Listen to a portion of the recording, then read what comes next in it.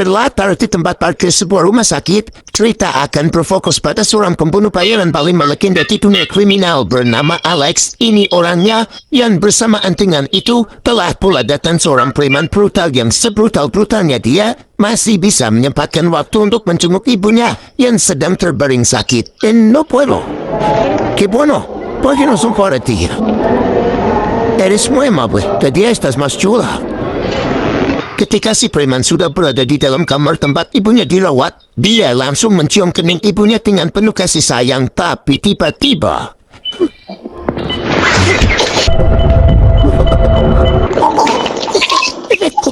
Dari sini diketahui bahwa Alex ternyata dalam sebuah misi pembunuhan yang ketika sudah selesai melaporkan hasil pekerjaannya, ia pun lantas mencari-cari kunci mobil yang entah kenapa ia bisa lupa telah menyimpan kunci mobil itu di dalam saku bajunya sendiri.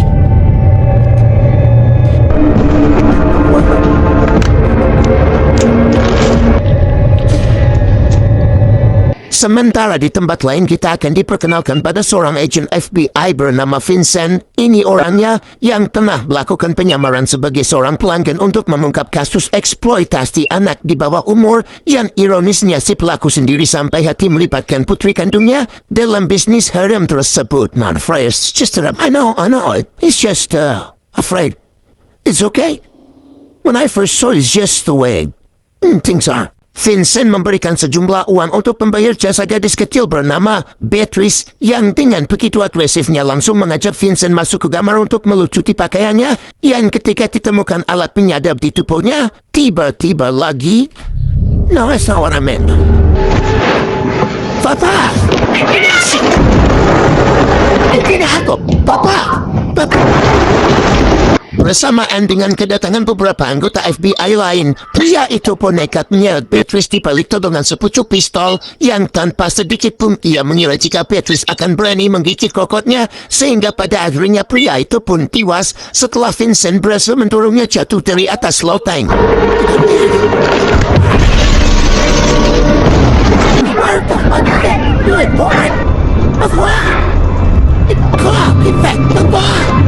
Selama 11 bulan melakukan investigasi kasus, bukanlah hal yang mudah bagi Vincent terlebih jika ia dihadapkan dengan resiko seperti ini. Namun di balik itu semua, atasannya yang bernama Gerald justru menganggapnya hanya sia-sia saja. Selain karena target utamanya yang telah terbunuh, Gerald juga memastikan bahwa kesaksian Beatrice tak cukup untuk membuktikan kebenaran kasus tersebut. What the fuck is? Gerald, don't add insult to injury, fuck. Not an undocumented child is not something you've been trafficking. Kembali ke Alex yang sedang berada di Mexico City untuk menemui ayah Marisol bernama Marimas. Ini berpenusnya diketahui jika mereka memiliki profesi serupa yakni sebagai pembunuh bayaran, di mana Marimas langsung memberi Alex tawaran sebuah proyek besar padahal tadinya Alex sudah berniat untuk berhijrah dari pekerjaan tersebut. Sustar, you only town. Mori, brother in El Paso.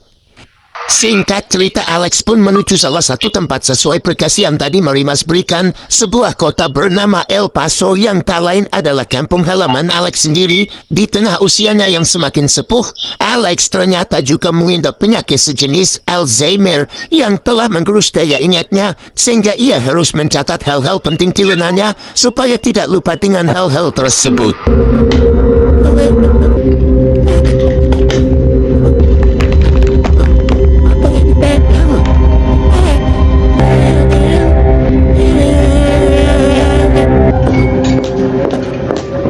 Di hotel itu Alex bertemu dengan Bedrun atau asisten dari kliennya. Di sana Bedrun langsung memperingat seperangkat senjata untuk Alex gunakan. Kemudian ia pun mulai memeriksa satu persatu dari beberapa orang yang harus ia eksekusi dalam waktu cepat.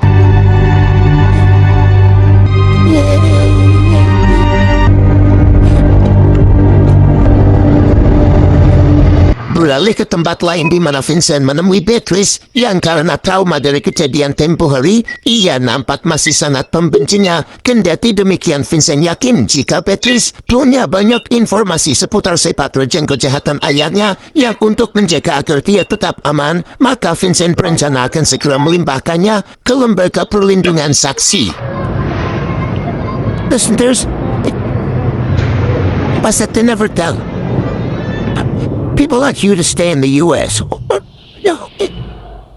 Kembali ke Alex yang sudah berada di kediaman target utama yang saat masuk, dia langsung menodongkan pistol tepat di kepala si target serta mendesak agar segera menyerahkan sebuah flash disk yang telah diamankan dalam berangkas perhiasan. Give it to you, come on.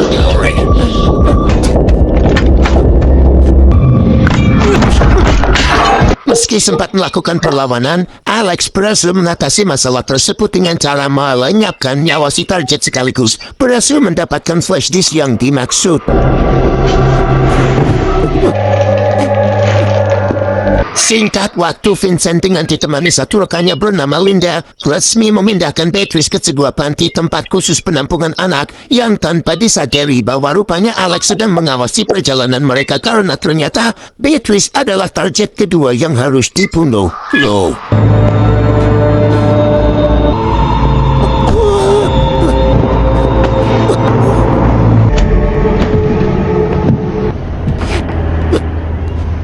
Malam harinya Alex terlihat kembali mendatangi panti tersebut, namun ketika mengetahui jika target keduanya ini adalah anak di bawah umur, Alex pun mengurungkan niatnya dan membiarkan Beatrice tetap hidup. No, it's another person.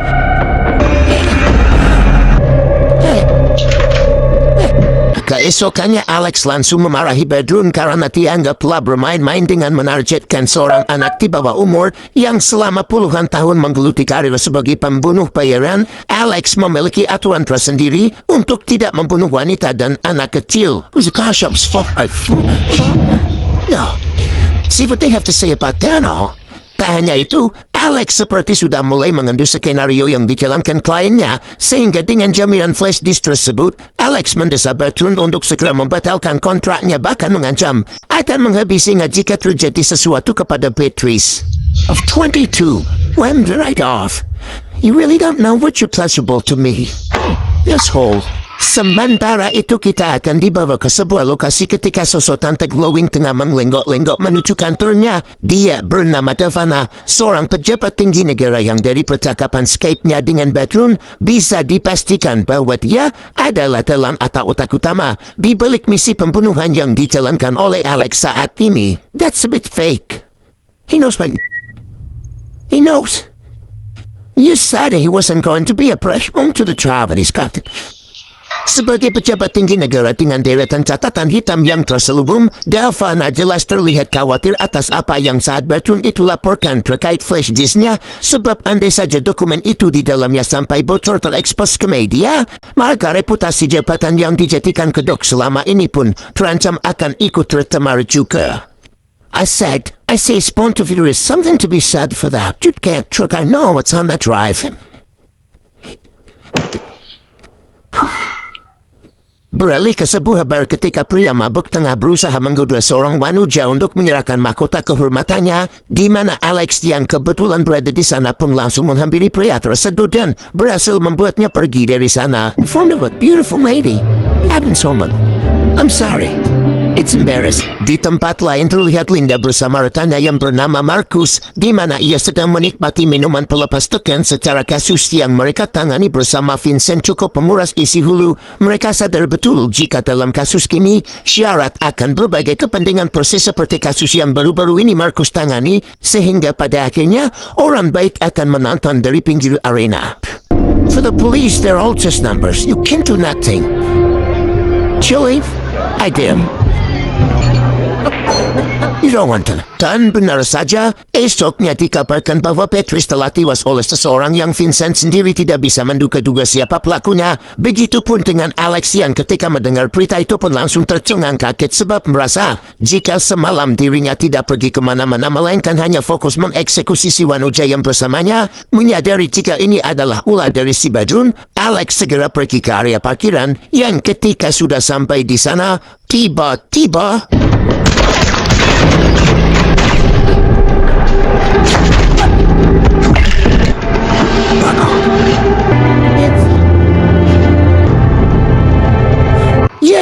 Dengan terbunuhnya si Wanuja telah membuat marahan Alex semakin tersulut sehingga dia merangsak masuk ke arah si penembak yang ternyata adalah rekan seprofesinya yang tiada lain adalah Akang Marimas.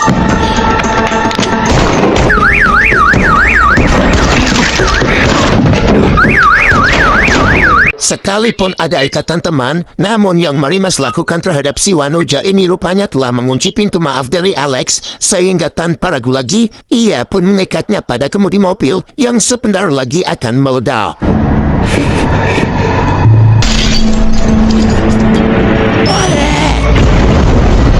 Beralih ke si Batrun yang sedang berada di antara orang-orang yang tengah berolahraga malam, yang tepat dari arah depannya muncul seorang pria berwajah gelap yang tak sedikit pun Batrun curigai jika itu adalah Alex yang datang untuk menunaikan ancamannya waktu itu.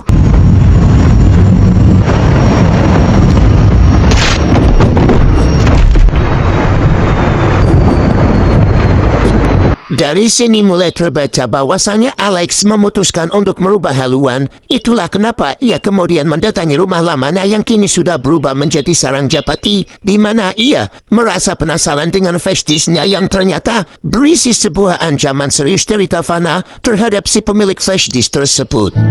What you're doing frightenizing, but I promise you I have no reason to say any cross the line from which there is no return.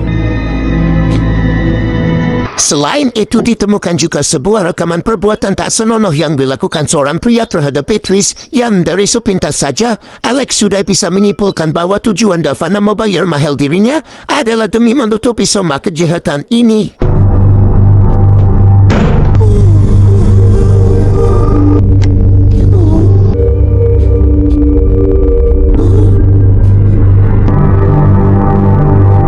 Kembali ke lokasi penembakan Batrun tadi, di mana dengan semakin rumitnya kasus ini, akhirnya Giral meminta agar Vincent dan kedua rekannya melakukan yang semestinya dilakukan. Yang dalam hal ini, Vincent bersama Marcus mendatangi istri Batrun dan hingga didapatkanlah sebuah informasi terkait suaminya dengan pria bernama Wendy, yang tak lain adalah putra dari Tavana itu sendiri. He is from Mexico.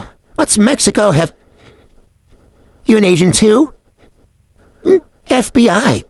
He hated the place. Well, that's forward. Sementara itu Wendy nampak sangat ketakutan bahwa dengan tewasnya Batrun, berarti sebentar lagi posisi mereka akan segera ditemukan. Namun dengan jiwa keibuannya, Tavana berusaha membuat Wendy tetap tenang dan menyuruhnya untuk pergi ke luar negeri setelah mengadakan pesta esok malam. Thanks, Connecty. Take the company plane. Just take a breath. I'm so sorry. Di saat yang sama, Vincent mendapat telepon dari seseorang yang mengatasnamakan dirinya sebagai David Marshall, yang dari pengakuannya, Vincent yakin jika dia adalah pelaku penembakan terhadap Batrun karena ternyata orang yang sedang bicara dengannya tak lain adalah Alex. 15 seconds. Who's too rich? The lawyer. Pedroff. Peppers Maurizio. The man on the cook. Who's the client? Mengetahui posisi Alex berada tepat di taman depan kantornya, spontan Vincent dan Linda berlari menuju ke arahnya, akan tetapi begitu mereka sampai di sana, Alex sudah menghilang entah kemana. Now we begin. This is telling us we're way too slow. Muncullah nama David Marshall menjadi masalah baru bagi Vincent CS, maka dari itu, Marcus kembali ditugaskan untuk menemui istri Batrun mengenai orang tersebut. Namun yang didapatkan dari sini, justru informasi lain yang jauh lebih penting yaitu soal keterkaitannya dengan seorang pejabat Meksiko City bernama Tavana yang kita tahu dialah otak dari semua kejahatan ini. I'm hired. So what do you want, detective? Keesokan malamnya, kita langsung diarahkan pada sebuah hingar-bingar pesta yang tadi disebutkan, di mana Wendy ditemukan sudah tewas tepat di kamar tidurnya ketika Linda dan Marcus tiba di sana.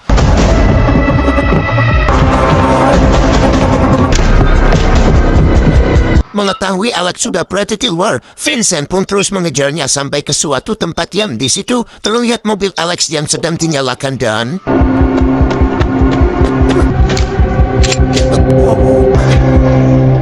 Peledak. Ya, Ternyata itu hanyalah sebuah jebakan cerdas Alex untuk membuat Vincent tak berdaya. Setelah mengingat dan menimbang banyak informasi yang Alex miliki soal kejahatan Davana, maka akhirnya Vincent memutuskan untuk membiarkan Alex pergi meskipun di belakang terlihat Marcus seperti sudah kokolopat ingin segera menghabisinya saja. What the goddamn? If I'm dead, she'll never know the truth.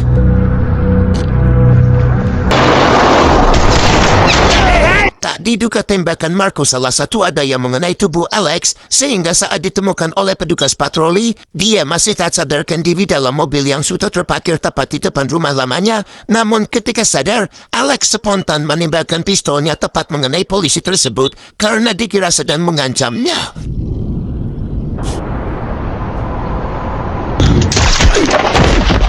Dari informasi yang didapatkan, Linda kemudian mengungkapkan dokumen tentang profil Alex yang sebenarnya, di mana watak kriminal dia sudah terlihat sejak usia remaja, sehingga tak heran jika di usia senja ia dikenal sangat melegenda, meskipun memiliki riwayat penyakit Alzheimer yang diteritanya saat ini. Was a fall down the stairs or an accidental burn. Alex and his brother were well known at the ER. Investigators thought Alex set the fire.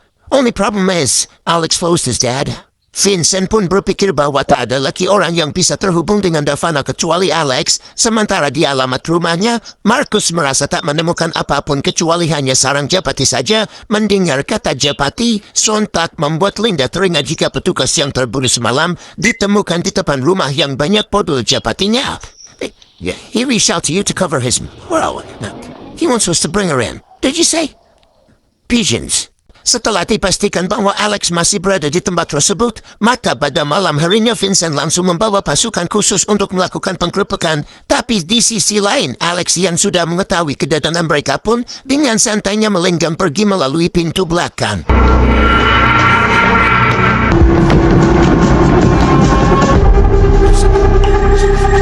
Sementara di tempat lain, puluhan personel polisi di bawah pimpinan Denny terkesan lebih peduli dengan keadaan Davana yang masih dalam suasana berkabung. Yang tak lama, terdengar suara sirine mobil patroli yang pastinya dilakukan oleh Alex, sehingga dia bisa masuk dengan mudah ke dalam ruang pribadi milik Davana.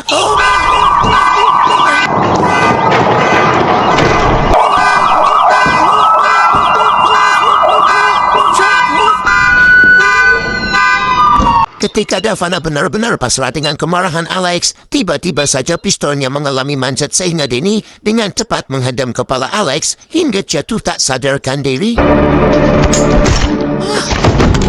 Alex pun dibawa ke kantor FBI untuk mendapatkan perawatan setelah sempat dilakukan penyiksaan oleh Denny yang ketika dirinya sedang tertidur, muncullah seorang dokter yang merupakan orang suruhan Davana yang ditugaskan untuk menyuntikkan racun pada selang infusnya, tapi tiba-tiba lagi...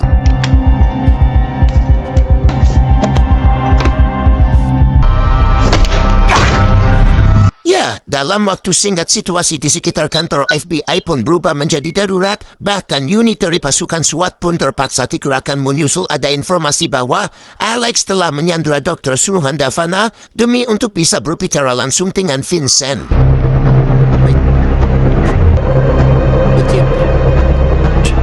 This is a fucking mess, Sarah. Tak menunggu lama, tim penembak jitu disiapkan untuk mengawasi Vincent yang sudah mulai bergerak menuju pintu depan kantor yang tanpa diduga, rupanya mereka semua telah disetting untuk menembak Alex dan... Affirmative. TV shot on the subject on the right. Hey, listen to me, agent. Setelah berhasil mengecoh para petugas, Alex terlihat sudah berada di dekat Vincent untuk memberitahu nama sebuah nama, yaitu kata Barry. Entah apa maksud dari kata Barry tersebut, tetapi Alex yang sudah tidak memiliki kesempatan untuk selamat pun memutuskan untuk keluar dari mobil dan berakhir dengan tewas saat itu juga. Alex! Karena dianggap gagal, maka tim investigasi di bawah pimpinan Vincent ini pun akhirnya dibubarkan. Yang ketika mereka sedang beres-beres, Vincent tak sengaja menemukan tulisan kata Barry pada sebuah arsip foto yang di situ terdapat flash disk yang dimaksud Alex, sehingga Vincent segera menyerahkannya kepada Gerald dan pengacaranya yang masih saja menganggap bahwa flash disk tersebut masih belum cukup untuk bisa menuntut Davana, a line from which there is no return. We are not negotiating. You've played well before again. Yes, without the hitman's naran. If I bring you this recording, dengan fakta bahwa atasannya tidak bisa diandalkan dan sepertinya seolah memihak kepada Fana, Vincent memilih untuk mengambil solusi alternatif demi bisa menegakkan keadilan, yaitu dengan membunuh Fana menggunakan tangannya sendiri.